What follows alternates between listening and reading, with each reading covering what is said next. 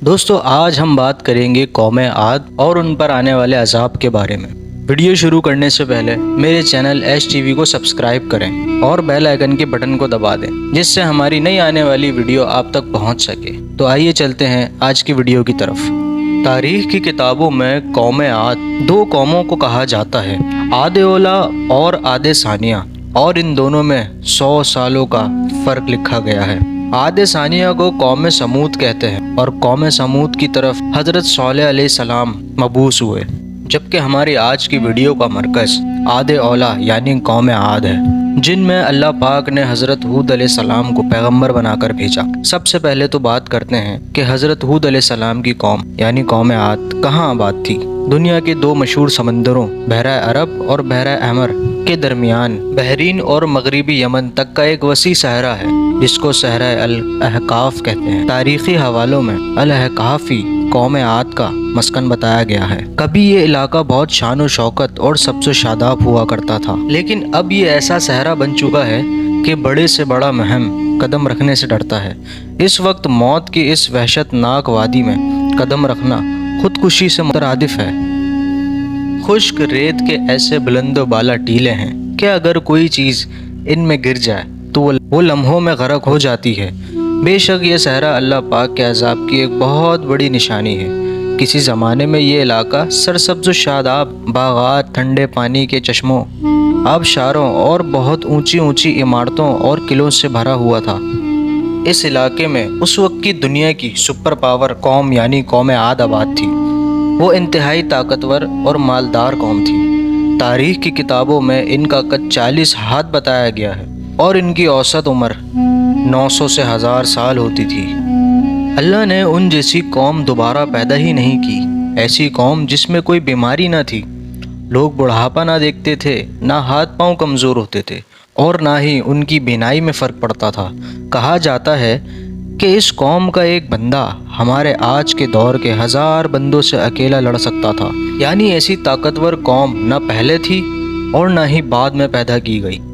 قوم عاد کی طاقت کی ایک نمایاں خوبی یہ تھی کہ اگر کوئی مرد عورت کے ساتھ ایک دفعہ ہم بستری کر لیتا تو وہ عورت ایک ہی بار میں حاملہ ضرور ہو جاتی تھی۔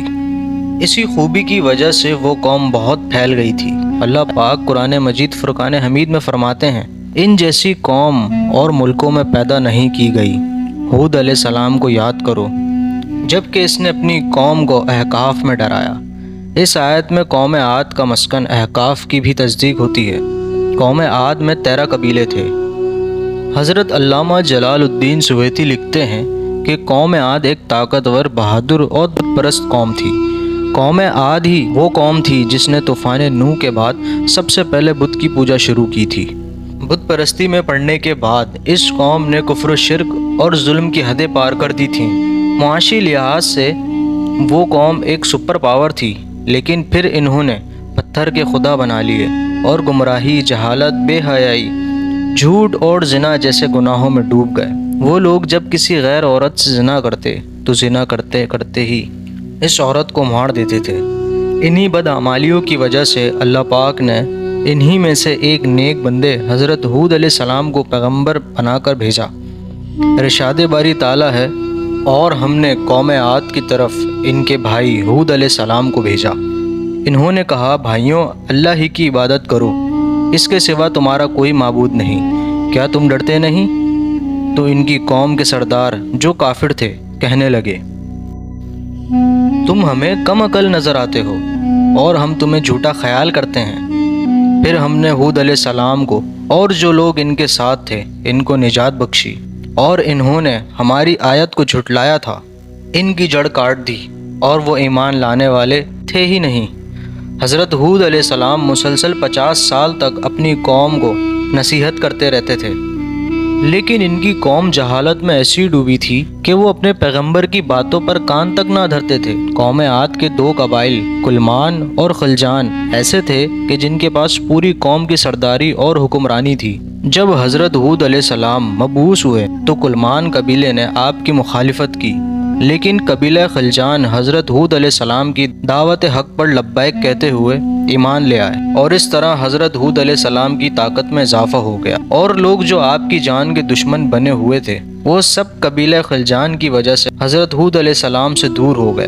اس قبیلے کے علاوہ کوئی بھی حضرت ہود علیہ السلام پر ایمان نہ لایا، بلکہ وہ سب قوم حضرت ہود علیہ السلام کو جھوٹا کہہ کر پکارتے تھے۔ جیسے قرآن کریم نے یوں بیان کیا ہے، نبی علیہ السلام نے دعا کی کہ اے پروردگار، انہوں نے مجھے جھوٹا کہا ہے، پر تو میری مدد فرما۔ ارشاد باری تعالیٰ ہے، اللہ نے اپنے نبی علیہ السلام کی فریاد کے جواب میں فرمایا، یہ بہت جلد اپنے کیے پر پچھتانے لگیں گے۔ اللہ تعالیٰ نے نبی علیہ السلام کی دعا قبول فرمائی اور قوم عاد پر عذاب کی ابتدا ہو گئی۔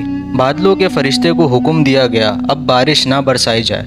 چشموں کے فرشتوں کو حکم دیا کہ ان کے ٹھنڈے میٹھے شفاف پانی سے لبریز چشموں اور ابشاروں کو خشک کر دو۔ چنانچہ دیکھتے ہی دیکھتے ان کے سر سبز و شاداب کھیتوں کھلیاں سوکھنے لگے اور مویشی مرنے لگے، یہاں تک کہ لوگ پینے کے پانی تک کو ترسنے لگے۔ کثیر تعداد میں پیدا ہونے والے پھل اور اناج ناپید ہو گئے۔ پوری قوم خشک سالی کا شکار ہو کر بدحال اور پریشان ہو گئی۔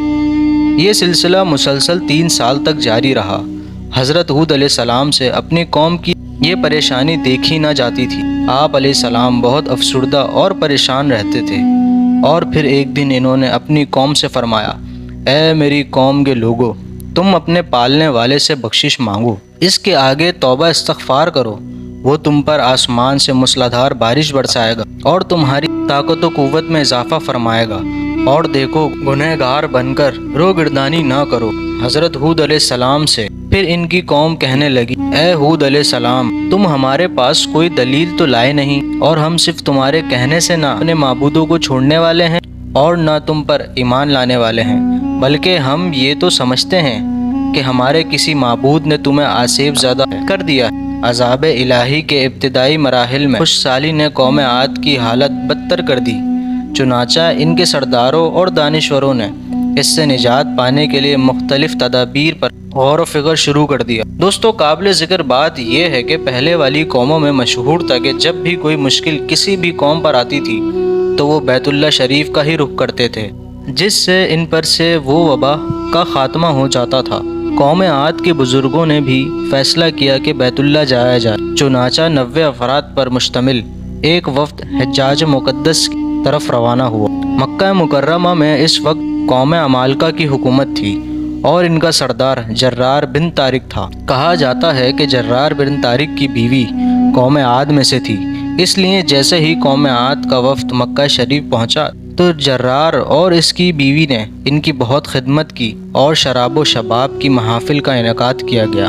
حضرت امام تبریزی رحمۃ اللہ علیہ نے لکھا ہے کہ تقریباً 1 ماہ تک وہ وفد اپنے مقصد سے غافل ہو کر رقص و سرور کی محفلوں میں مشغول رہا۔ پھر ایک دن جرار بن طارق نے اپنی رقاصہ اور گانے والیوں کے ذریعے سے اشعار میں ان کو یاد کروایا کہ وہ کس مقصد سے حجاز مقدس میں آئے بیٹھے ہیں۔ پھر انہیں ہوش آیا تو یہ لوگ بیت اللہ پہنچے اور رو رو کر اللہ پاک سے بارش کی دعا کرنے لگے۔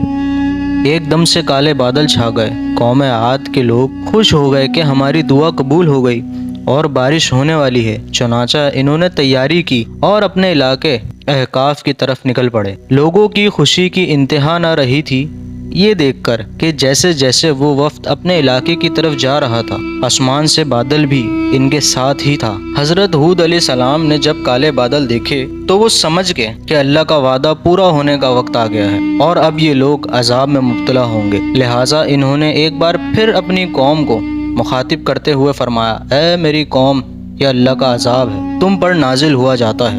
پھر انہوں نے اللہ کا فرمان انہیں سنایا، بلکہ دراصل یہ آبرو عذاب ہے جس کی تم جلدی کر رہے تھے، یہ ہوا کا طوفان ہے جس میں دردناک عذاب چلا آ رہا ہے، جو اپنے رب کے حکم سے ہر چیز تباہ کر ڈالے گا۔ مگر ان بادلوں کو دیکھ کر بھی جب قوم عاد نے توبہ نہ کی، حضرت ہود علیہ السلام اپنے ماننے والے ساتھیوں کو لے کر خطیرہ نام بستی کی طرف ہجرت کر گئے، جہاں پر اللہ نے ان سب کو محفوظ رکھا۔ بس حضرت ہود علیہ السلام کی ہجرت کی دیر تھی کہ کالے بادل اور سیاہ ہوتے گئے اور کالا طوفان آ گیا۔ قرآن کریم میں ہے کہ اللہ نے تیز آندھی کا یہ عذاب 7 راتوں اور 8 دنوں تک مسلسل جاری رکھا۔